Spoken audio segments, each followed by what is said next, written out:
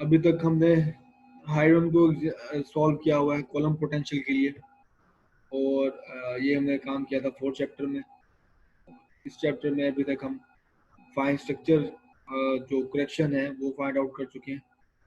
Fine structure में दो type of correction थी, एक रिलेटिविस्टिक करेक्शन और दूसरी स्पिन ऑर्बिट करेक्शन थी। और ये इन दोनों हैमिल्टोनियन की जो कंबाइंड एनर्जी थी वो डिपेंडेंट है एन पे और जे पे। इस हैमिल्टोनियन पार्ट के जो हमने 4th चैप्टर में किया था कूलम्ब पोटेंशियल से, सिर्फ वो एनर्जी एन डिपेंडेंट थी, जबकि फाइन स्ट्रक्चर हमें अलाउ करता है कि हम एनर्जी लेवल को जे के बिहाफ पे, जे जो टोटल एंगुलर मोमेंटम है उसके बिहाफ पे स्प्लिट कर सके।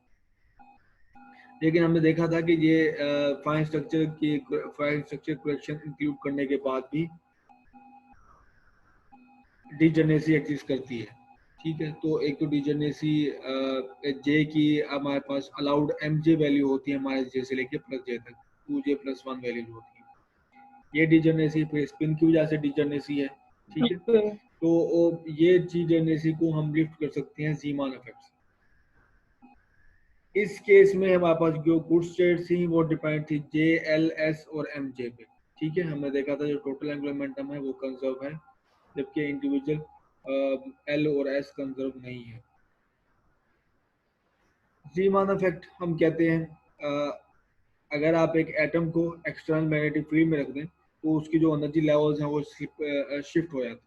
इसको हम ज़ीमान इफेक्ट कहते हैं। आप एटम को एक एक्सटर्नल मैग्नेटिक फील्ड में रखते हैं तो उसकी जो एनर्जी लेवल्स हैं वो शिफ्ट हो जाएंगे। तो सिंगल इलेक्ट्रॉन के लिए हमारे पास जो हैमिल्टोनियन रहेगा, पहले तो स्पिन मैग्नेटिक मूवमेंट थी और इंटरनल मैग्नेटिक फील्ड थी। अब हमारे पास क्या है, स्पिन मैग्नेटिक मूवमेंट है और एक्सटर्नल मैग्नेटिक फील्ड की वजह से ऑर्बिटल मैग्नेटिक मूवमेंट भी है। ठीक है, तो हैमिल्टोनियन दोनों का सम है दोनों टर्म्स का। स्पिन मैग्नेटिक मूवमेंट वही जो हम स्पिन ऑर्बिट में देख चुके हैं, और orbital momentum exactly classical value ही है -e कैपिटल L ओवर 2 है। तो ये है एक्सटर्नल मैग्नेटिक फील्ड की वजह से ऑर्बिटल एंगुलर मोमेंटम, और ये है स्पिन मैग्नेटिक मोमेंट है इलेक्ट्रॉन की स्पिन की वजह से। आप इन दोनों की वैल्यू को पुट करोगे हैमिल्टोनियन में, तो आपका हैमिल्टोनियन अब ज़ीमान इफेक्ट ज़ीमान का ये हैमिल्टोनियन। ज़ीमान स्प्लिटिंग की नेचर जो है वो हाईली डिपेंडेंट है एक्सटर्नल मैग्नेटिक फील्ड की स्ट्रेंथ के with respect to internal magnetic field. हमने देखा था कि जो स्पिन ऑर्बिट कपलिंग में मैग्नेटिक फील्ड थी वो प्रोटॉन की वजह से थी, कि जब एक इलेक्ट्रॉन जो है प्रोटॉन की मैग्नेटिक फील्ड देखता है तो उसकी वजह से आपके पास वो स्पिन ऑर्बिट जो कपलिंग आती है। लेकिन अब भी इंटरनल के एडिशनली बी इंटरनल के एक बी एक्सटर्नल मैग्नेटिक फील्ड भी है। तो ज़ीमान इफेक्ट की जो स्प्लिटिंग है वो हाईली डिपेंडेंट है कि इन दोनों की स्ट्रेंथ आपस में इनका with respect to each other क्या है। अगर बी एक्सटर्नल मैग्नेटिक फील्ड जो है वो बी इंटरनल से स्मॉल है, वेरी वेरी स्मॉल है, तो फाइन स्ट्रक्चर बी इंटरनल की वजह से फाइन स्ट्रक्चर होता है वो डोमिनेट करेगा और ज़ीमान इफेक्ट एक्ट करेगा एज अ परटर्बेशन। ठीक, अगर B external is much greater than B internal तो ज़ीमान इफेक्ट डोमिनेट्स करेगा, जो बी एक्सटर्नल की वजह से ज़ीमान इफेक्ट डोमिनेट्स करेगा, और जो फाइन स्ट्रक्चर है वो एक्ट करेगा एज अ परटर्बेशन। जबकि इंटरमीडिएट जोन में आपके हमें दोनों इकट्ठे इक्वल फुटिंग पे लेके चलने पड़ेंगे और full degenerate perturbation theory apply करनी पड़ेगी, जो आप में से किसी एक को टॉपिक मिला हुआ। तो वन बाय वन हम डिस्कस करेंगे इस लेक्चर में। इसे हम फर्स्ट केस को, ठीक है, जिसमें B external is less than B internal, और सेकंड केस को हम डिस्कस करेंगे। तो पहले वाले केस को हम कहते हैं weak field Zeeman effect. Weak field Zeeman effect, तो ये कंडीशन ये है जो फर्स्ट वाली है, B external is much smaller than B internal. तो पूरा हैमिल्टोनियन जो होगा हाइड्रोजन एटम का वो ये ऐसे होगा कि ये हमारे पास बोहर, और ये हमारे पास फाइन स्ट्रक्चर, और ये हमारे पास है, आवाज ही नहीं आ रही, ये हमारे पास है ज़ीमान। ठीक है, ये हमारे पास जीमान हैमिल्टोनियन है। तो हमारे पास टोटल हैमिल्टोनियन ये होगा, हाइड्रोजन पार्ट, फिर फाइन स्ट्रक्चर पार्ट और हमारे पास परटर्बेशन। तो इस केस में हम टोटल लेंगे इसको, हाइड्रोजन और प्लस फाइन स्ट्रक्चर को, और इसमें एच जेड जो होगा जीमान वो हमारी होगी परटर्बेशन। गुड स्टेट्स इसमें वही होंगे जो डोमिनेटिंग में वो हमारे पास है हैमिल्टोनियन है, और डोमिनेटिंग हैमिल्टोनियन है हमारे पास एच एन जो बोहर कोलम्बिक पोटेंशियल वाला, वो फाइन स्ट्रक्चर, और उसकी हमारे पास जो गुड स्टेट्स थी वो ये थी n L J M j. ठीक, एन एल जे एम जे हमारे पास जो थी गुड स्टेट्स थी उस केस में। इस केस में आप एस भी इंक्लूड कर दो, बिल्कुल एस भी इंक्लूड करोगे।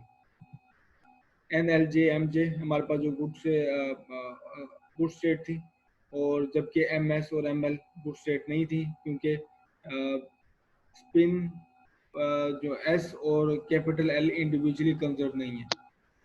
तो फर्स्ट ऑर्डर करेक्शन हमारे पास होगी ये perturbation, sandwich in between अनपर्टर्ब state. ठीक है, तो हमारे पास ये जो हैमिल्टोनियन है बोहर पार्ट वाला और फाइन स्ट्रक्चर वाला, वो अनपर्टर्ब स्टेट, उसकी आइगन स्टेट सी हैं। तो हम परटर्बेशन को सैंडविच करते हैं इसमें फर्स्ट ऑर्डर करेक्शन के लिए। तो एच जेड की जगह पे आप हैमिल्टोनियन पुट करोगे तो आपके पास ये टर्म आएगी। तो पूरी प्रॉब्लम है हमारे पास जो हमने L प्लस टू एस की एक्सपेक्टेशन वैल्यू को अवेलुएट करना है विद और किसकी आइगन स्टेट यूज करते हुए, ये आइगन स्टेट यूज। तो L प्लस टू एस को आप इस तरह लिख सकते हो, L plus plus L plus S, और L प्लस एस के हमारे पास J प्लस एस है। ठीक है, और हम चूज कर लेते हैं जेड एक्सिस, कोई भी हम आर्बिट्रेरी एक्सिस, जैसे कि हम जेड एक्सिस चूज कर लेते हैं जिसके अलोंग हमने बी एक्सटर्नल फील्ड अप्लाई की हुई है। तो बी एक्सटर्नल फील्ड अलोंग हमने अप्लाई की है, यूनिफॉर्म बी एक्सटर्नल फील्ड, वो हम ले लेते हैं जेड एक्सिस। तो हमने इसको अब इसको एवेल्युएट करना है, B dot J plus S. तो आपको पता है जो बी हमारे पास है वो अलोंग जेड है, तो इसका जेड कंपोनेंट ही एग्जिस्ट करता है। तो हमारे पास सिर्फ यहाँ से दो एक ही कंपोनेंट रह जाएगा, दोनों का, जे का भी और एस का भी। एस का भी जेड कंपोनेंट, जे का भी जेड कंपोनेंट, और बी एक्सटर्नल का भी जेड कंपोनेंट। ये तो कैलकुलेशन बहुत ऑब्वियस है कि आप इसकी इसकी दो एक्सपेक्टेशन वैल्यू है, एक जे जेड की और दूसरी एस जेड की। जे जेड की एक्सपेक्टेशन वैल्यू होगी वो एग्जैक्टली आ जाएगी जे जेड की आइगन वैल्यूज, वो एच कट और एम जे। ठीक, लेकिन इसके लिए हमें थोड़ी सी तगोदो करनी पड़ेगी एस के लिए, एस की एक्सपेक्टेशन वैल्यू के लिए। तो उसके लिए मैंने एक फॉर्मूला ड्राइव नहीं किया, ये एग्जैक्टली में गिवन है, लेकिन मैं यहाँ पे कोड करना हूँ by Wigner theorem for scalar product, कि आपके पास कोई अगर वेक्टर ऑपरेटर्स हैं उसके लिए आप ये यूज कर सकते हो। तो स्केलर प्रोडक्ट है मेरे पास जहाँ जिसमें जे टोटल एंगुलमेंट है, मैं उसको मैंने डॉट किया है ए के साथ, ए वेक्टर ऑपरेटर है आपके पास। तो ये रिलेशन होल्ड करता है कि आप को अलाउ करता है कि ए का कोई भी cute component X Y Z, कोई भी ए का क्यूट कंपोनेंट आप इस तरह हासिल कर सकते हो। ठीक है, ये बेसिकली प्रोजेक्शन ही है। प्रोजेक्शन के लिए आप क्या करते हो कि अगर आपको कोई किसी वेक्टर का अलोंग कंपोनेंट चाहिए हो, वेक्टर कंपोनेंट चाहिए हो अलोंग सम डायरेक्शन, तो आप उसको डॉट करते हो और उस जे का कंपोनेंट उसके साथ मल्टीप्लाई करते हो, और अगर आपका यूनिट वेक्टर नहीं है तो उसी की मैग्नीट्यूड से डिवाइड करते हो। ये बिल्कुल वही है। लेट से आपको चाहिए आइथ कंपोनेंट चाहिए, ठीक है, तो ये होगा आपके पास ए आई, और ये डॉट कर दोगे जे डॉट आई, आपको यहाँ से कंपोनेंट मिल जाएगा जे का अलोंग आई कंपोनेंट, और ये आपको डायरेक्शन मिलेगी यहाँ से आई डायरेक्शन। और अगर आपके पास आई के केस में वो जो यूनिट वेक्टर होता है यहाँ पे नीचे वैल्यू 1 आएगी।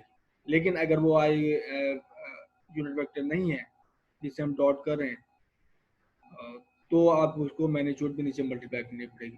तो जे के नीचे देखो ये स्केल में इसके वो मैग्नीट्यूड जो आपके पास मैग्नीट्यूड का स्क्वायर नीचे मल्टीप्लाई किया हुआ है, तो ये असल में क्या है, जे स्क्वायर की आइगन वैल्यूज है।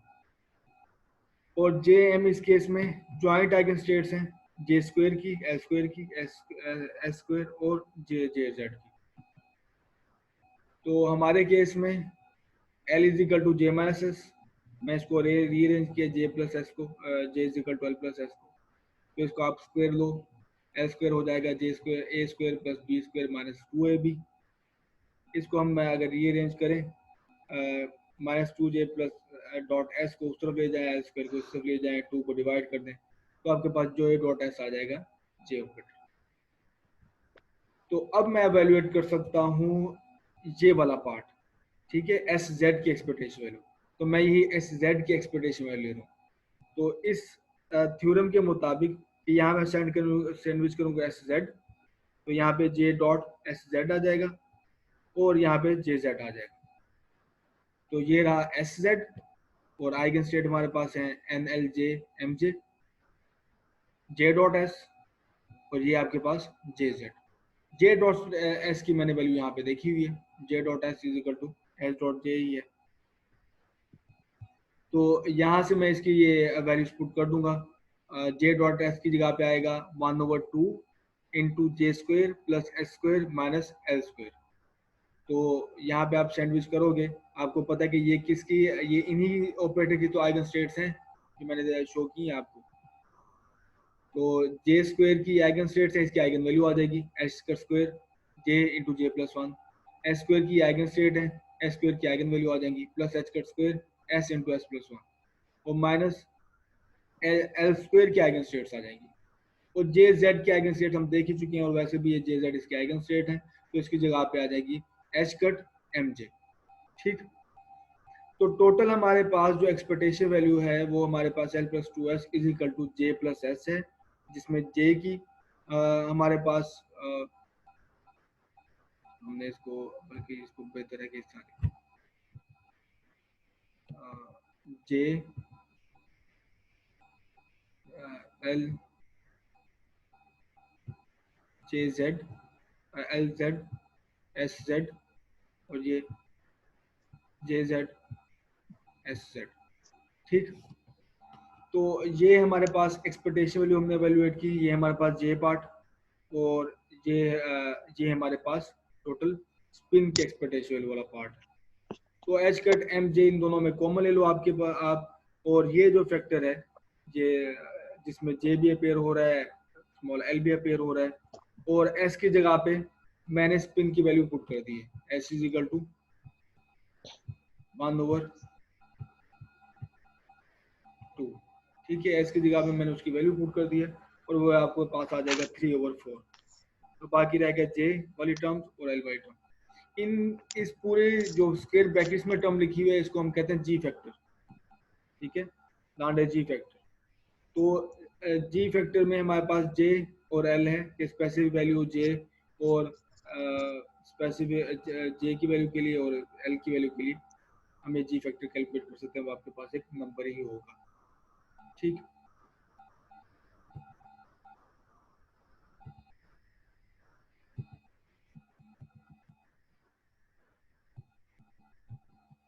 तो हमारे पास ओके टोटल जो जीमान एनर्जी आ गई वो एच कट एम जे जी जे जो स्क्वायर ब्रैकेट में टर्म थी, और ऊपर से आपको पता है हम ये फैक्टर साथ हमने ये भी लिखना है, ये तो हमारे पास एक्सपेक्टेशन वैल्यू की वैल्यू है, तो ये B external E over 2m into this.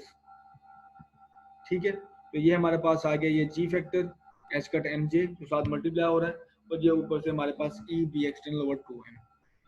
E h cut e over 2m हमारे पास बोहर मैग्नेट्रॉन हम इसे कहते हैं।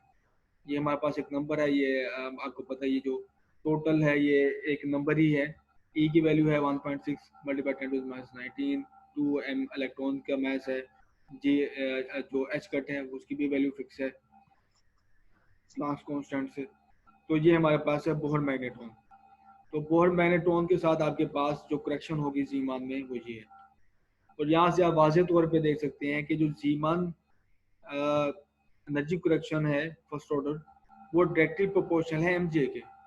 ठीक है, तो हमारे पास जो जीमान की एनर्जीज हैं वो एम जे के रिस्पेक्ट से वो स्प्लिट करेंगे, कि जैसे एम जे की वैल्यू है माइनस वो किसी भी स्पेसिफिक जे की लिए वैल्यू होती है एम जे की माइनस जे से लेकर प्लस जे तक।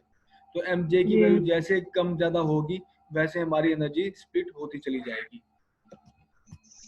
तो पहले हमारे पास जे में जो डिजनरेसी एग्जिस्ट करी थी वो एम जे से यहाँ पे इस एनर्जी एडिशन से वो लिफ्ट हो जाएगी। मजीद इसको देखें, टोटल एनर्जी जो हमारे पास है वो फाइन स्ट्रक्चर पार्ट है और जीमान पार्ट। तो fine structure part plus Bohr part हमारे पास ये था जो हमने लास्ट लेक्चर में देखा था, स्पिन ऑर्बिट कपलिंग के बाद ये था। अब इसमें देखो आप एन अपेयर हो रहा है और जे अपेयर हो रहा है और जीमान अब जब आप इसमें ऐड करोगे तो जीमान में आप देखोगे यहाँ एम जी भी आ गया। तो तीन, अब जो जे में वो डिजनरेसी एग्जिस्ट करती थी वो एम जे में एम जे उसको लिफ्ट कर देगा। एग्जाम्पल के लिए मैंने यहाँ पे कोट किया है एन इज इक्वल टू 1 यानी कि ग्राउंड स्टेट है, एल इज इक्वल टू 0 हो गया और जे इज इक्वल टू 1/2 होगा। आपको पता है j is equal to l plus s होता है, एल की वैल्यू 0 है और एस की वैल्यू 1/2 है। और आप जब ये एल और जे की वैल्यू पुट करोगे जी फैक्टर में तो जी फैक्टर आपके पास आएगा 2 और जी फैक्टर 2 आने के बाद जो आपके पास ब्रैकेट्स में वैल्यू है वो आएगी ये 1 plus alpha square over 4। Alpha हमारे पास फाइन स्ट्रक्चर कांस्टेंट है।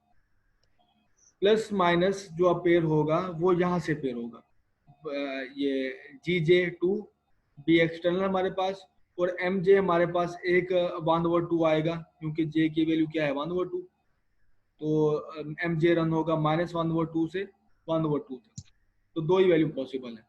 तो एक हमारे पास एनर्जी लेवल स्प्लिट हो जाएगा एम जे पे -1/2 और दूसरा स्प्लिट हो जाएगा, दूसरा आ जाएगा हमारे पास m j equal to 1/2। Lastly हमने देखा था ग्राउंड स्टेट में आपको एक ही एनर्जी नजर आ रही थी, एनर्जी थोड़ी सी शिफ्ट हो गई थी लेकिन एनर्जी एक ही थी।